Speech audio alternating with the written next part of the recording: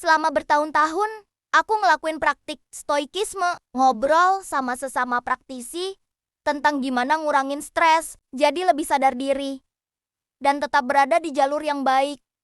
Aku nyadar satu hal, kita semua sering punya pertanyaan.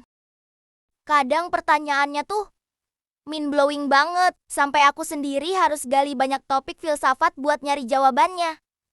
Meskipun aku udah cukup paham soal stoikisme, tapi dari semua interaksi itu, ada satu pertanyaan yang sering banget muncul. Apa yang harus aku lakuin dalam situasi kayak gini? Atau kalau dalam keadaan kayak gini, seorang stoik seharusnya ngapain? Aku yakin, para stoik zaman dulu juga sering ditanya hal yang sama. Karena itu, mereka bikin semacam kompas moral buat nentuin arah hidup. Nah, kompas moral itu dikenal dengan nama 4 keutamaan stoik. Kebijaksanaan, keberanian, keadilan, dan pengendalian diri. Di masa-masa sulit, bingung, atau bahkan dalam hidup sehari-hari, para stoik kuno ngandelin keempat nilai ini buat nuntun cara mereka bersikap. Buat mereka, hidup bermoral itu kunci buat merasa puas.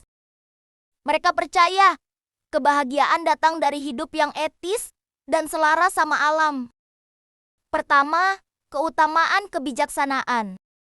Kebijaksanaan itu kemampuan buat ngebedain mana yang baik, mana yang buruk, dan mana yang netral. Contoh baik, berani dan bisa nahan diri di tengah rasa cemas atau godaan buat berlebihan.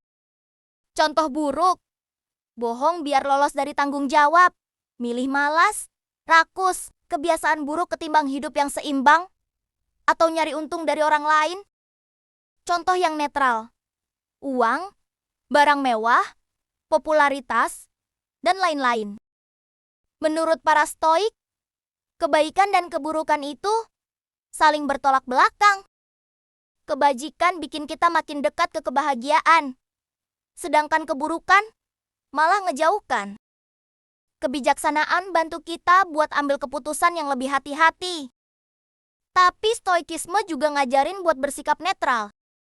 Hal-hal kayak uang, kekayaan, dan ketenaran dianggap hal yang indifferent, alias nggak penting-penting amat, mereka cuma ada aja. Nggak baik, nggak buruk.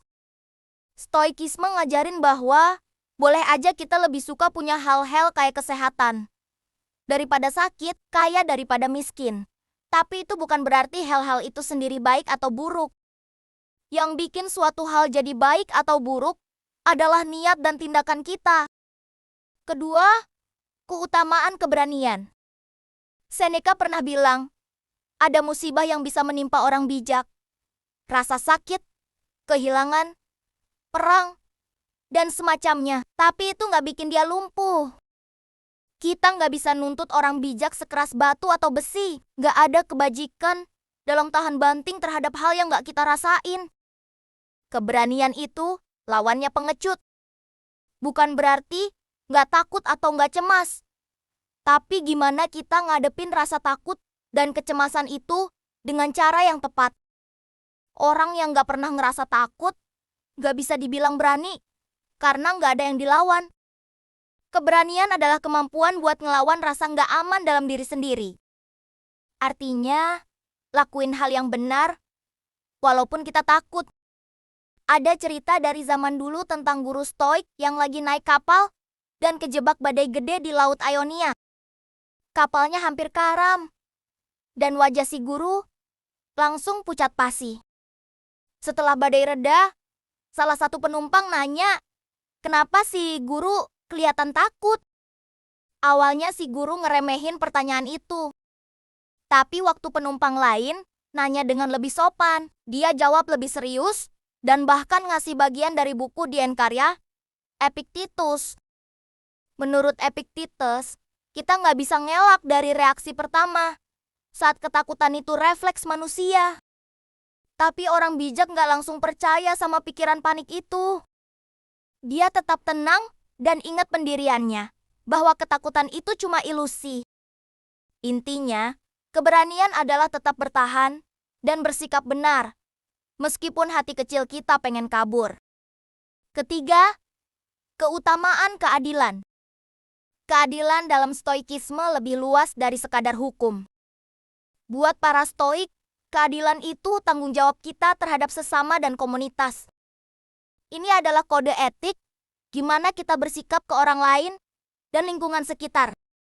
Kata Cicero, keadilan adalah mahkota dari semua kebajikan.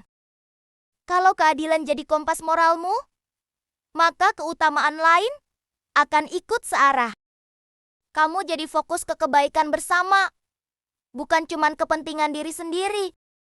Seperti kata Marcus Aurelius, apa yang gak baik buat sarang lebah, gak akan baik juga buat si lebah. Artinya, kalau kita nyakitin orang di sekitar, sebenarnya kita juga nyakitin diri sendiri.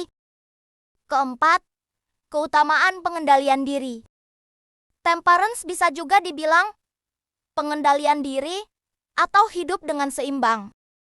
Ini soal milih kebaikan jangka panjang dibanding kesenangan sesaat. Katanya, kalau kesenangan udah kelewat batas, itu berubah jadi hukuman.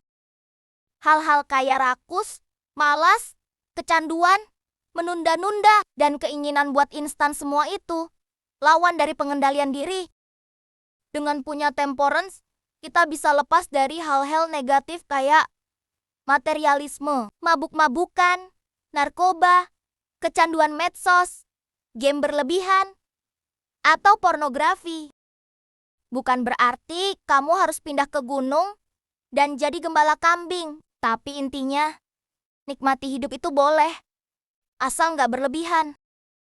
Kita sering baru sadar, suatu hal nggak penting-penting amat, setelah kita bisa hidup tanpa itu. 4 keutamaan ini sama dengan kompas moral. Kalau lagi dihadapkan sama situasi bikin stres atau bingung nentuin mana yang baik buat kita dan orang lain, kita bisa pakai keempat keutamaan ini. Sebagai penuntun, keberanian bantu kita tetap ngelakuin hal yang benar walaupun takut.